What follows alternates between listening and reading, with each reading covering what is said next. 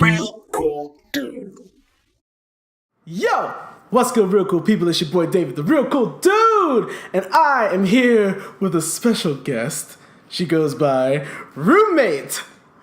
That's me. This is my lovely roommate, Mina. Hi, guys. And she's here because we went to a certain screening for a certain film. What film was that? I think it was called Mission Impossible. I'm just kidding. It's Crazy Rich Asians. Crazy Rich Asians! And she's Asian. Yeah. Shh. Token. It's a token party! So, Mina is an Uber fan. She's read the books. She was super hyped about this movie, so here we are. The director is John Chu, and it stars Henry Golding and Constance Wu as the two main love interests. So, how did it compare from book to screen? I thought they did a really good job adapting the book to the movie. And there were definitely differences, but they made sense for the on-screen adaptation. Okay. Okay, cool. So, would you say one was better than the other? I loved being able to see all the flash and the glitz that the book talks about. But there's a lot more nuance in the book as far as the tensions between each of the family members. But is it one of those things like how you were saying they did a good job of making some changes where maybe that wouldn't have translated as well on screen? Absolutely. They cut out a little bit of fluff. There were a couple extra characters that they just put into, basically melded into main characters in the movie. And they did a good job of cleaning it up. Okay, cool. So let the real cool people know what this movie, in as quick and brief as an overview as you can, what this movie is about. Aside from Crazy Rich Asians. That's what it's mostly about. But the main story is about young eligible bachelor Nick taking his Chinese-American girlfriend back home to Singapore to meet his family, whom Rachel has basically heard nothing about. She knows nothing about them. It's kind of like Coming to America, right? Where he's rich. Yes, and she doesn't know. She has no at idea. All. But she loves him just because he's super smart and kind and of course gorgeous. Would you say it's just the way you are? One could say that, yes. And it turns out he's crazy rich because Singapore rich is crazy rich. Crazy rich. From my end, as a film critique, I thought it was good. You know what it reminded me of? The same sort of vibes I got from My Big Fat Greek Wedding. Yeah. That's what I got from this movie. That's exactly what I think the film was going for. Right. Because, there has been some criticism about the film not being totally representative of even all the people of color and native people of Malaysia itself. And Singapore. Really? It's not supposed to be, in 30 years we could always be trashing this movie, but it shows how far we have come right now to see a movie of this caliber being basically a blockbuster. Yeah. I'm very glad it exists in this climate. And with such an amazing cast, other than, the main two characters, there's Ronnie Chang, who's a correspondent on The Daily Show, Gemma Chan, who's a wonderful British actress, of course, Michelle Yeoh. Yes. Oh, praise be. She is bringing it in this movie. Yes. Yeah. So as far as the acting went in this film, everyone was solid, actually. There's a character played by Awkwafina. Yeah. And she could have easily gone south. Been the worst, most annoying character ever on screen. Yeah. But she pulled it off. She's really charming. She's a scene stealer. Everyone else was solid. And you mentioned something to me at the screening about the lead actor, how this is his first acting anything? Pretty much. He's mostly done journalism, but this is his first starring role, and he's actually starring in another movie coming out soon called A Simple Favor, starring Anna Kendrick and Blake Lively. There we go. See? Breakout. This is the breakout. And he was good. He was good.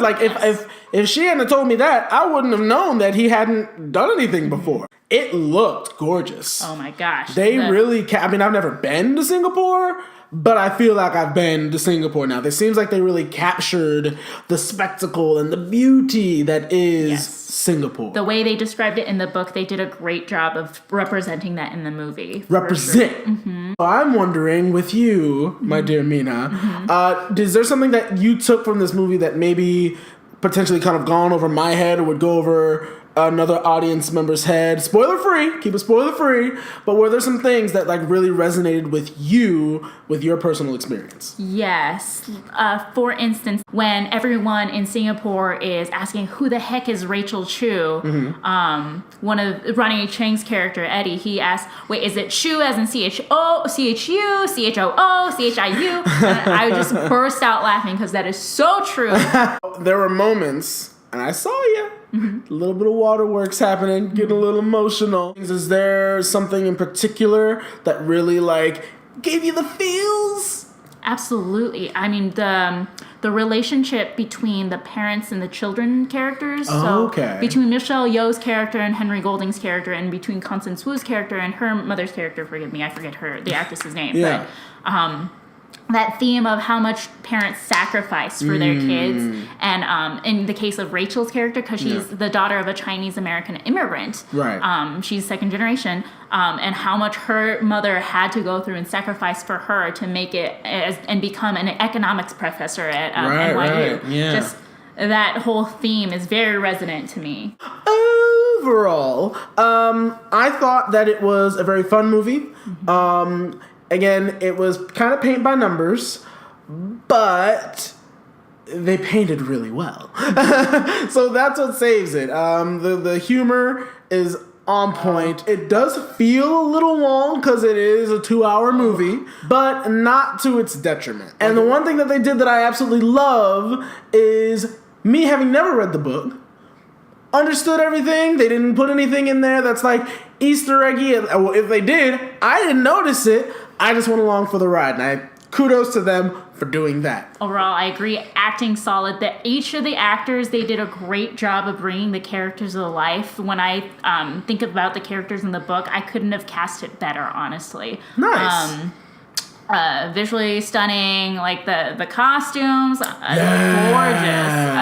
Dude, it was like swag on swag on swag. Like a red carpet, because everyone's crazy rich, so you gotta look the part. They did a good job of cutting out fluff and kind of making it adaptable to the screen. No, I wouldn't exactly call it, like the Asian American Black Panther, but it's the first step. Right. And hopefully there will be many more movies that they get to explore even more themes that involve, Asian stories. But it's really nice to just have a fun romantic comedy that stars an all Asian cast. It's really refreshing to me, and Asian American themes that I can relate to. Okay, cool. And that's our time, people. Thank you so much for viewing. If you liked it, please give it a like, thumbs up. And of course, if you liked all the chocolatey goodness and fun, extra bonus goodness, please hit that subscribe button. You can find me on social media, Facebook, Instagram, Twitter, at Real Cool Dude, REEL Cool Dude. Y'all know the deal. Thank you, real cool people, for going along this journey with Mina and myself. Mina, thank you for coming on this journey with me and the real cool people. I can't help it, I live with you. That's not creepy. I swear, she consented to this, guys. Keep it real. Out